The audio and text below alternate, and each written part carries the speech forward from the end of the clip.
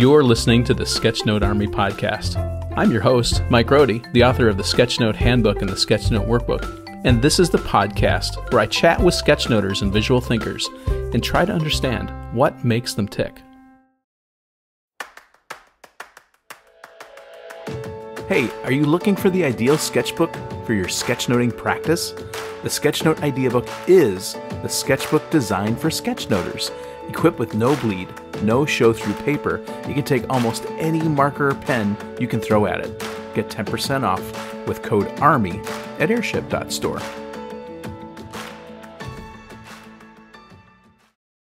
Hey everyone, it's Mike, and I'm here with my friend Maria Coryell-Martin. Maria, it's so good to have you on the show. Oh, I'm thrilled to be here, Mike. Thank you so much for having me. You're so welcome. I had an opportunity to work with you on your YouTube channel. I think was that last year or 2021. I can't remember now. It's all a blur. And we had a blast working together. And you popped in mind for this season. I said I need to have Maria on to kind of talk about the work she's doing because she's a really interesting person. It's going to stretch our listeners' minds a little bit further, which is always a good thing. So why don't you begin by telling us who you are and what you do? Great. Yeah. Well, my name is Maria, and I'm an expeditionary artist and also the founder of Art Toolkit. So I wear a lot of hats in my work. Exactly. Business owner and artist. The expeditionary art part came first. So I've always been passionate about art, science, and education. And using a sketchbook is really how I've interpreted the world and going out and just, nonstop sketching ever since I was really little. And I brought a few things to share. So those of you who pop over to the YouTube later, my father was a scientist. And so I grew up really curious about his work and the scientific process. And part of his work brought him to the Arctic. He was studying the formation of sea ice. And so we grew up with Arctic parkas in the closet. And I remember big maps on the ceiling of my room. And so his work also brought him to Japan, where he was invited to teach. And this had a big influence on me because we lived down the street from a brush maker in Tokyo. And the brush I'm holding up right now is one that he made out of my own hair before I left when I was, I think, 11 years old. So I would go up there and paint with him, and my mom would help, but we didn't speak much of the same language. But the connecting over art was a really important part of my experience. And he made this brush as a coming of age gift for me out of my own hair, which he told me was a tradition in Japan. So ever since I was young, I've really known that art has this important place in who I am and how I experience the world and how I can interact with it. And that's where that idea of art as a tool started for me, as a tool for communication, for education, for learning, for connecting, and haven't really stopped with that. That's really great. And that's led, of course, to Art Toolkit, which is your business that sells, I guess, materials that encourage that expeditionary art mindset or activity. Yeah, so with expeditionary art, I went to Carleton College. I grew up in Seattle. Carleton's in Minnesota, and really enjoyed traveling, in part maybe to get away from some of those Minnesotan winters, but had the opportunity to do some terrific study abroad programs, including the South Pacific, which was an art and printmaking program, Mali, West Africa, to study French and local culture and dialects, languages, and took myself on some independent projects. And everywhere I went, the sketchbook again was such a part of what I did and how I experienced the world. And after graduating Carleton, I had what's called a Thomas J. Watson Fellowship to travel and paint for a year. The Watson basically funds dreams for pretty unique opportunity for 50 select graduates of this consortium of colleges. And so my particular dream was to travel to remote regions and paint and learn about how the landscape impacted me, and the artists I could meet, how the landscape was reflected through their art. So long story short, I got a lot of practice in painting and traveling, and really my passion emerged out of that, of collaborating with scientists whenever possible to help tell their story through art, because I've always loved science. And so the Art Toolkit came because I had sort of this puzzle of traveling with art supplies and needing to keep everything portable. And as an artist, part of just who I am is I really like to make things and to try and make things better. And so I was always tinkering every trip with the tools I had. And so I'm holding up now my first little watercolor palette I made, which out of an is just out of an Altoids tin. And inside it is Sculpey, which I pushed a pencil in to make little holes and spray painted. Okay. But you see, Sculpey is really heavy. And so it's not really like a backpacking palette, and it's a little bulky. So I thought, I want stuff to be all in one. What can I do better? So here's another one. This palette is out of a Lamy Safari pencil box or pen box. And I used this time little plastic pans that I could glue inside the tin. Some of them I put on magnets and held a lot more colors. It's lighter weight than my Altoids tin, but still heavy. And I had a trip to Eastern Greenland in 2010 with a walrus biologist. That was this really fun trip. And we did a lot of sneaking up on walruses to observe them. And the scientists were taking tissue samples, which was a cool process because they basically modified a crossbow to shoot a little tiny metal plug into, like imagine the tip of a pencil, that was hollow. So it would take just a little plug of tissue out of the animal to get a little DNA sample. And the walruses were sleeping in the sun and they would grumble when they got poked and then they'd fall back asleep. Like, not a big deal. But sneaking up on these animals, we'd wear these zipper suits, like machinist suits, over our big warm gear. And we'd be crawling in the sand so we wouldn't scare them. And so this is where the quantity of gear I had with me was really confronting sort of practicality, because I had my camera and an audio recorder and my sketchbook and my trusty watercolor box. But like it would kind of wiggle down as I was crawling in the sand, and keeping track of it felt like a challenge. So that was the summer that Art Toolkit really started, where I came back and my final watercolor palette that sort of set the stage was this little business card tin I'd adapted and found, okay, now I've got a palette that can fit inside a zipper pouch and I can take anywhere a lot easier. And I started making them myself with the help of some a local company that helped with the pouches and making the little palettes. And that was over 10 years ago. Wow. So that's really cool. That's, I think, the best kind of tools, where it's not just something you make up and hope that it fits. It's like you actually field tested everything to get to the point of like, okay, this is really working. And I'm sure you field tested that little business card thing as well to make sure everything worked. Just your nature, right? So when you buy something from that kind of a company or a maker, you really you take advantage of all that field work that you've done. So it's going to work when you get in that situation. It's not going to fail you. Yeah. I try and like solve problems for myself. And then there's a point at which you think, hey, with my work as an expeditionary artist, that was around, my passion for art, science, and education and wanting to go out. But I kept thinking, hey, I really want to help share this with others and want to help inspire and empower others for their own education or their own adventures and just going out. And so wanted to make tools to share and then kept making them better. So, since then we've done a lot of adapting to this palette, from modifying it and changing the materials. And we have them in 3 sizes. So as if that wasn't small enough, we've got this really itty bitty little size because it's so cute. And I really like cute little things. My daughter teases me because I'm always seeing little cute things. And then we've got one that is about twice as big, but still pretty slim. Thin slimness. I think the other thing that, I've got one of your kits, like probably your smallest kit, which includes a notebook. It's got a palette and a water brush. And then it's all inside of a nice, pretty small, like a nylon zipper case, right? So it all fits in there. Yep, right there. So we'll have links to our toolkits. So you can go, if you're listening and you're not looking at anything, you're in the car or something. When you get to your destination, you can pop up a link and sort of look at the breadth of tools. I think the other thing I like about the way you approach things is, well, of course, you're making tools that are tested and, purpose built, right? So that's really cool. But I think the other thing I like is that you really focus on education. So like having me on to talk about sketchnoting with people that like your tools, or you're always kind of doing stuff and then sharing, right? I think that's a really big key. It's not just that you're making tools, but you're actually showing them in practice and how to use them. And it just makes a kind of for a whole integrated way of looking at what you're doing, which is really cool.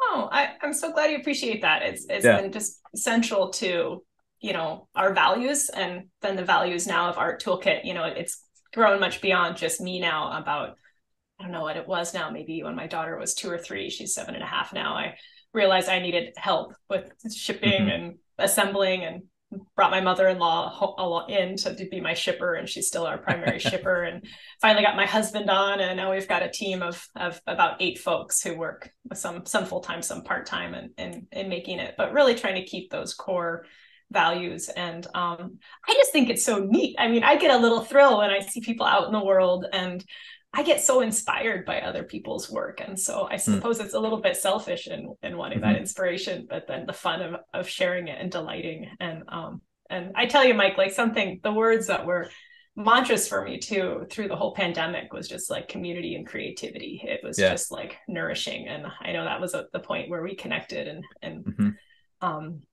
it's been something that's really grounded me. Well, that's great. I know, Sketchnote community is in a similar place. Like, we all care for each other, and lots of sharing and support and encouragement. So the same thing happened for me, kind of leaning into that community when the pandemic happened, knowing that there were other people like me that needed connection. And so, well, let's make stuff. Let's provide that. Right. So it sounds like you're on a similar path. So that's really cool. You talked a little bit briefly about living in Japan with your parents and getting a brush made from your hair. So I'm going to now switch into your origin story. Now, you don't have to go and tell us every detail, but we talked a little bit as we prepared for this, like, what were the key moments in your life that sort of led you to where you're at, and maybe some that specifically, I guess, integrated visual thinking into those decisions? Like, I'm sure that living in Japan had a huge impact on the way you thought about visual thinking and observation, and the way different cultures are, and probably led to your interest in travel. Like, there's probably a bunch of things that it probably influenced. So maybe start from when you were a little girl and, you became aware of the world, and you're traveling with your dad, and take us from there. That's a great question. And a few sort of key moments come to mind. One was, so I've been to Japan 4 times. And when the first trip, I was in grade school, I think, I don't know if it was summer after 3rd grade or 1st grade. I can't quite remember, but the sketchbook for me then was just such a direct communication tool, because I'd be sitting around with kids, and, I was out there with my family, but we spent a lot of time with other families and kids of, that my parents were meeting and working with. And I just remember describing things like, how did we got to school? And they draw a picture of how they got to school, and I draw a picture of how I got to school, or like what we ate. And it was such this means of connecting. And just like you said, that visual language, and that stayed with me, because it's brought, joy and connection, and just like having conversations through a sketchbook. And in high school, I loved art, and I did a lot of outdoor education, but I really vividly remember, and I wish I'd grabbed this out of my files to show you, integrating art into my other classes as much as I could. And so, for example, I had a mythology class where we'd have to write or review stories. And instead of just, typing up or writing up a report, I put together a little book out of greeting cards, which I sewed together, and drew, tiny little cartoon pictures with the whole stories for the whole assignment. And then I stuck it in an envelope and gave it to the teacher, who really enjoyed it. But for me, it was a way of storytelling through art in my own way. And it helped me learn also, which I think really relates to like the sketchnoting of just visual sort of processing and attention. And then another really formative moment was I spent 2 summers with the Juneau Ice Field Research Program in Southeast Alaska. And so each was a full summer, one as a student in high school and one later coming back to help be a staff and artists and residents. And but that first summer, especially, the ice field was this really like stunning environment of rock and ice, and living on that, in this environment, in these little cabins, and traveling with a really neat group of people, science oriented, also learning about field safety. So doing a lot of practice around crevasse rescue and skiing, being safe in this place. And I just remember really coming away with, meanwhile, I'm always sketching, that idea of just coming at a subject from different perspectives. So, as an artist, appreciating light and shadow, shapes, this sort of visual vocabulary. And then as a scientist, thinking about, the why and asking questions. And, for example, crevasses, of why they're forming where they are, sort of these practical elements. And then sort of from this wilderness experience of how to safely navigate it and travel it. And then also there's this emotional experience of this space that could change dramatically from this really wide open landscape where you're skiing 10 miles and you can see your destination, but it feels like you're moving at the snail's pace, or having the fog come in and all of a sudden you're on the inside of a ping pong ball, and emotionally can be this entirely different feeling, maybe from going from this vast spaciousness to just this insular world. And so that made me just think a lot about how much I enjoy learning all these different aspects. And that's really brought me to this expeditionary art of art, science, and education. Seems to me the sense that I'm getting from you just to this point is you have a real fascination with layering. So like, it's not enough that you learn. It's not enough that you're observing scientific phenomena. It's not enough that you're experiencing something emotionally. Then you're layering on this art layer, right? To like try and capture it or express it or explain it, right? So there's all this layering going on from what I hear. Yeah. And it's really neat when you get to be around people who are experts in those other layers, because, people of all sorts can just be the most delightful nerds, myself included. And like, they're so passionate about little things that they know so much about. And I just find it a delight to kind of connect with those people and try and hear what they know and understand, and use art as sort of a jumping off point to try and share that. Yeah. It's got to be interesting to be able to express their nerdery about their specific thing in art, and then they see it and like, yeah, you get it. Like that's right. And maybe you even observe something because you're doing that art that they maybe didn't make those connections, or maybe it sort of became clear for them. I imagine that's probably happened. Yeah. It's really cool. Well, let's jump into what's something the project that you're working on now that you're excited about, to kind of bring us right up to the present and share some detail. Yeah. Well, got all sorts of projects going on the art level.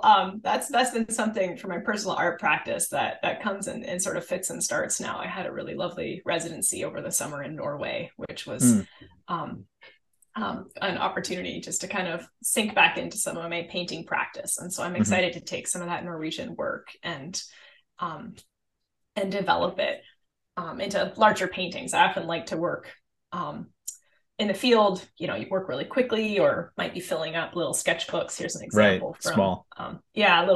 Little small, just playful sketchbooks. I'm holding up one from some sketches in Alaska I did with a scientist that are look at that. Very much kind of little storytelling elements about the project. And then in my studio, I like to work on a much bigger scale often to try and catch some of the emotional sense of what I feel.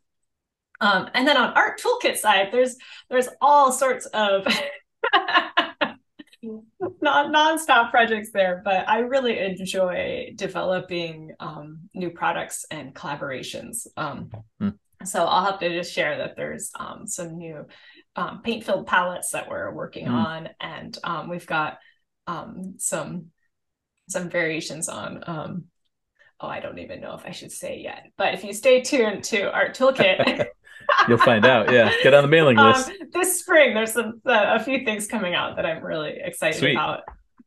That's really great. That's great to hear. So you're like me. You got lots of irons in the fire, keeping things moving. So that's pretty cool. Yeah. I will say we'll be announcing our early spring workshop soon, and that's something I'm excited about too, is getting to connect with other artists who may want to come and help inspire our Art Toolkit audience. So excellent. We'll have those coming up soon too. This episode of the Sketchnote Army Podcast is brought to you by Concepts, a perfect tool for sketchnoting, available on iOS, Windows, and Android. Concepts' infinite canvas lets you sketchnote in a defined area while still enjoying infinite space around it.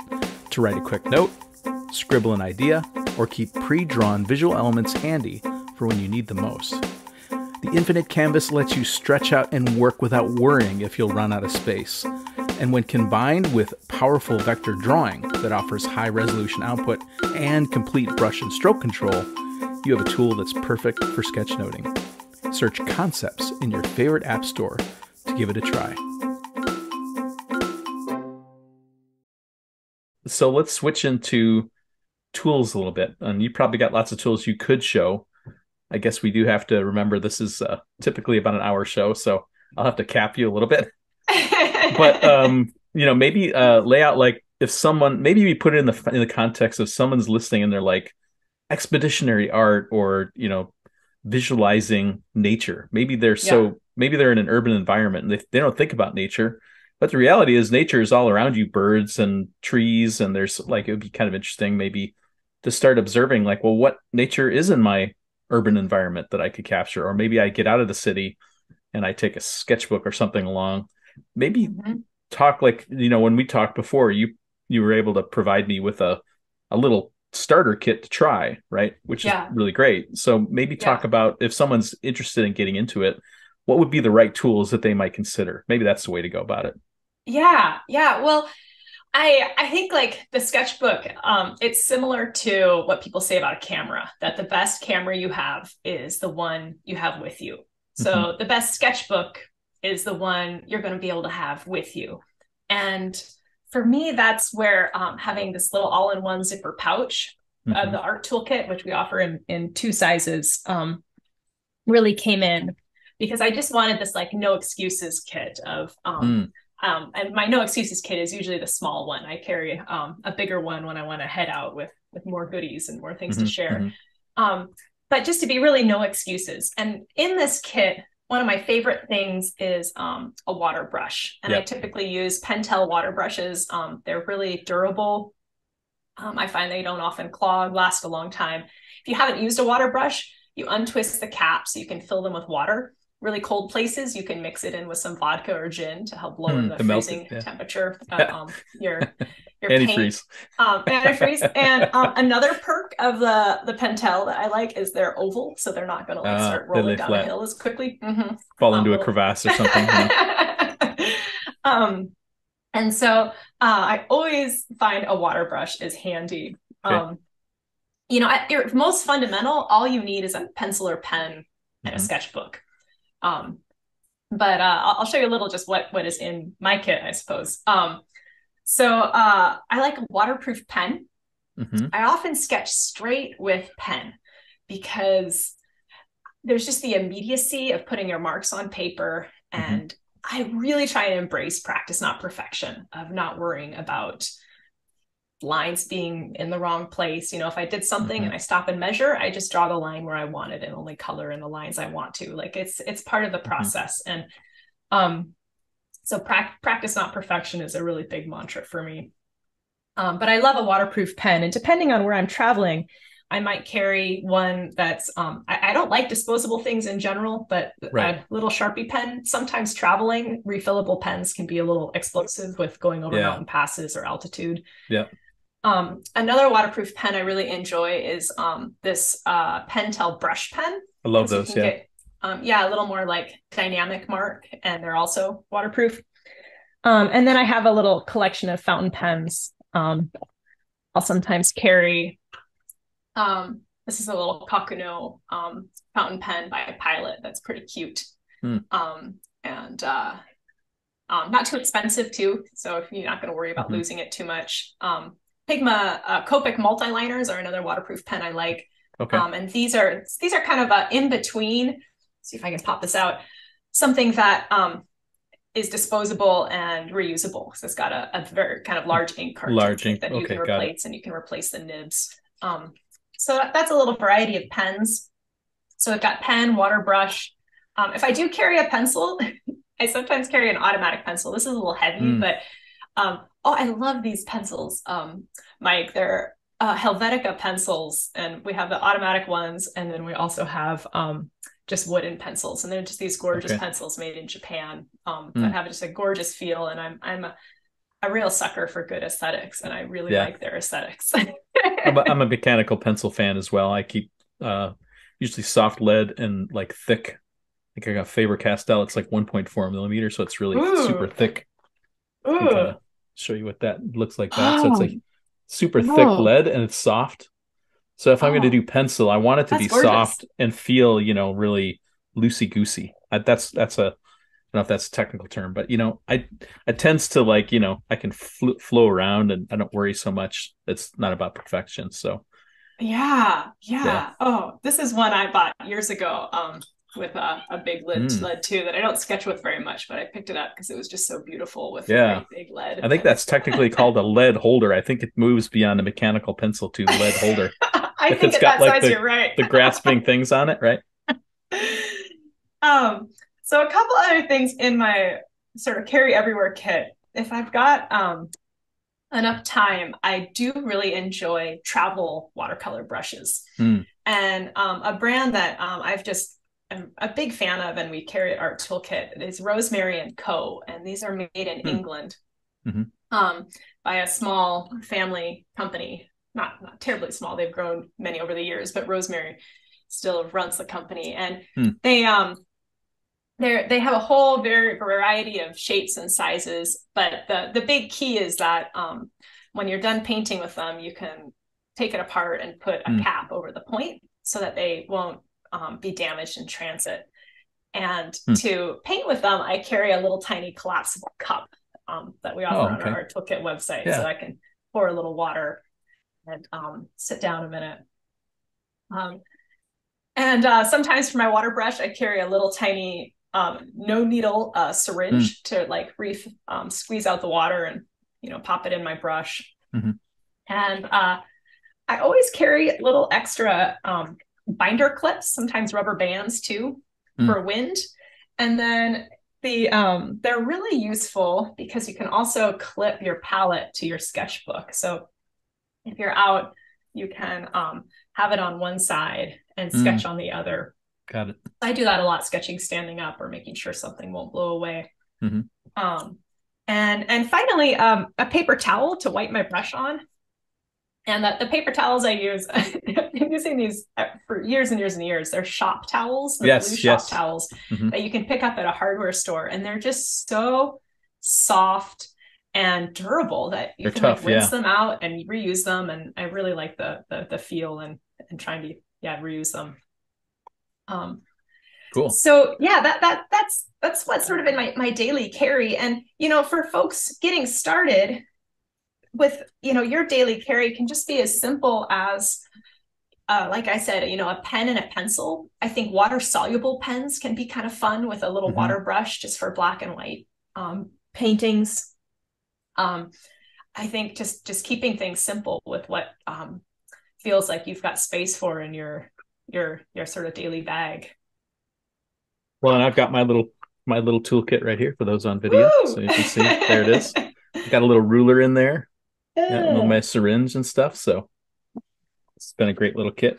Oh, I'm so glad. Yeah, I love having a ruler too. Mine has slipped out at the moment. I'll need to replace it. Exactly. Great. And I think I've actually done some work. I can show you what I've done. You mentioned the Pentel brush Oh, pen. I was oh playing with this. It yeah. was on a train ride in Minneapolis along the river with my kids. And then I think I was standing at the back in the caboose and just captured the tracks rolling away from us. So I got to Yeah, try it. It that was really fun. I was really enjoying it. I need to do more of it this summer. So Oh, thank you that's again. wonderful. You are Yeah. welcome. Yeah, and that brush pen is so big and bold that Yeah. you can capture sort of the shapes quickly, and then the watercolor can bring it to life. And so I think that's something an artist friend of mine told me once was that big tools make for big ideas. And Yeah. um, that sometimes bumping up the size of your tool, you can fill something up quickly and just get Loosens this you big up a little shape. bit too, I think. And Mm-hmm. as talking about the size, if you know what the size of a pocket moleskin is, which I don't know what the exact size is. I mean, it's not much. The kit is not much bigger, and maybe I'll take a picture for the show notes. So it's big enough to hold it, and then the tools. So it's actually pretty small, all things considered, right? So pretty compact, and you can throw that in a bag really easily. So I appreciate little things from when I was a kid as well. So I super appreciated this, how you packed so much in this little tiny package. So it fit me and suited me. Oh, I'm so glad. Yeah, mine tends to get a little bloated, but the zipper holds. So I'm like, I can just stuff one more thing in here. One more thing, just one more thing. That's excellent. Now, typically with sketchnoters, they often will use iPads and pencils and stuff. Are you using any kind of digital tools for the work you do? And what are they, if you do? I'd say the biggest tool I use is my phone and just taking reference photos. And I might be out somewhere and I find like being on site and doing some sort of sketching sort of activates my attention. It gets me into just like active observation, paying attention. And it doesn't matter if that's just color studies or notes, but just something to pay attention and get out of my head. But then having some sort of additional media, let's say I'm going and need to add more color later or want to work on some larger paintings, having a camera with me is really helpful. And so I think a phone is, I just have a little iPhone mini that I'm not always looking for the best photo, but just for the reference and the memory. Yeah. Sometimes I'll even do little videos, especially if it's like of birds or things that move, so that I can get a sense of that motion. I can pause and maybe catch, a different sort of position. And I will say I'm sort of curious about playing more with Procreate tools and other things. I had on my residency this summer, another artist was doing a lot of really cool development of his photos into digital images, and it was neat to see sort of the potential there. But I'm a fairly analog person by nature. Yeah, I can imagine. And the problem with an iPad in the field is just when you need a thing, the battery's dead, and if you're cold weather, it's it's dropping faster, and if it's bright and sunny, it's hard to see. There's all these considerations that paper doesn't have those issues a lot of times. So I could certainly see why that might be the case. But well, that's a really great little toolkit, and we'll have you send a link to all those things. We can put that in the show notes, so we've got links to all the stuff that you showed, or maybe the package of things that have them all in there. Maybe there's just one link and everything is already in there for someone, so they can just buy it and they're ready to go. So cool. Well, now let's shift again. We're shifting away from tools, and this is the tips portion of the interview, where I frame it that there's someone listening, a visual thinker, whatever that means to them. Maybe they feel like they've been in a bit of a rut, or they're on a plateau and they just need a little encouragement or some inspiration. What would be 3 things that you would tell them? They can be inspirational, can be practical, 3 things that they might do to help them just kind of shake it up a little bit. Yeah. I love that question, because I'm a real like process person.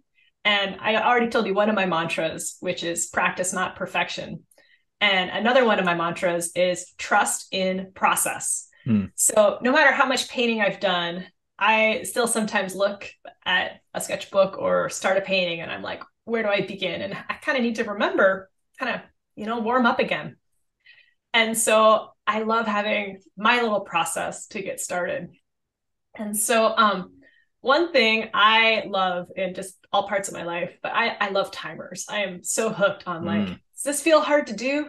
Set a timer. And in workshops with people of all ages, I love going through gesture sketches, which are really fast, energetic little sketches to get the big idea of something, and using a timer. And we'll often start with like a 10-second sketch, go to a 30-second sketch, a minute, and even up to 2 minutes. And it's sort of fascinating to see what can be done in just a couple minutes.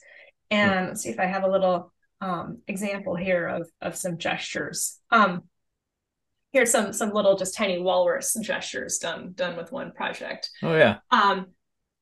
So I'd recommend, as one tip, is if you're having feeling like you need a little prompt to get started, is set yourself a timer. I'm going to do this for 3 minutes, just to get yourself to sit down and get started. And another way to think about it that a scientist shared with me is the activation energy to get like a chemical reaction started is bigger often than like continuing a process. And so I think that timer can help us have that boost to sort of get going And then once we are in the groove, it can be easier to stay, in the flow. So yeah, my first tip, Mike, is use a timer and set yourself a very small amount of time to do something. And now there's the question of what to do, and that will be my next tip.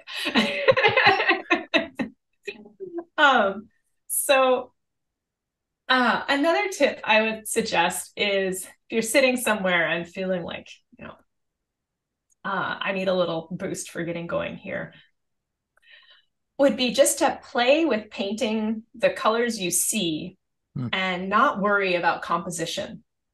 You might do this as little circles. An artist friend of ours with Art Toolkit lately has just been doing some really delightful little circle studies, sort of in this vein of creating, a little wet circle on your paper, dropping a little bit of one color in and adding a little bit of another color. So they could be more formal, or you can see this little splotch of color on the other side of just seeing how colors might mix together, what you see in front of you. But take away the pressure of, I have to like paint something or do something more, I'm going to put this in quotes, official or real feeling. Just give yourself the opportunity to play with color, what you see, and don't worry about composition. And actually, there's a fun thing, which I think we put on our website. I can send you a link to this, Mike, of if you do this, of just mixing the colors you see, sometimes you can go on top and just do a light pen drawing on top of that as well. And I can send you a link to a little prompt with that. Okay. And I think my last tip would be going the other direction from just looking at color to just starting with words. And I think a lot about sense of place. And palette of place is something as an artist I pay attention to. You're building a vocabulary when you're outside of the colors you see, of the environment, of the stories you learn. And if it feels too much to start with the sort of drawing side of things, let yourself do some writing. And I often think about, the W's of who, what, where, when, why. When I write, I think it can be really fun to play. This is something you do so well. You might play with your writing. This is a little sort of an exercise I did on one program where we were imagining the ocean. So let your words sort of be fun, where you might play with how you're writing. And then around those writings, you might then add in, little tiny thumbnail sketches or little icons, and then be able to add some color to the page. So I think with all of these tips, out of those three, it's about just simplifying your approach, setting a timer, putting a little limit on kind of your time and expectations, taking away composition, just focusing on color, and then just paying attention to the world and just letting yourself start with notes, just to start that attention. Those are great. Those are three great tips. And I almost want to say practice, not perfection, and trust in the process are almost like free extra tips. I don't know. 0.1 and 0.2. I don't know, whatever. So also good things to remember. That's really great. Well, here we are at the end of the interview. Crazy enough, it just sort of flows by. It seems like every time I do these. Tell us, what's the best way to reach you, to get to Art Toolkit, to follow you? Are there social media channels where you're more active? Like, what are the best ways to connect and explore what you're doing and what you're offering? Yeah. So Art Toolkit, we're at arttoolkit.com. And Mike, I'll put together a little discount code that you can share with your listeners at the end. We'll put in the show notes. Yeah. And we have an active Art Toolkit Instagram, fun community there. And I've got a small team at Art Toolkit who help me with that, which is great because we really enjoy featuring other artists, featuring techniques. We have an Art Toolkit Recommend series where we just really try and share inspiration and cool stuff to try and help inspire each other. My personal art is over at expeditionaryart.com. And I'm a little quieter on the social media front these days personally, but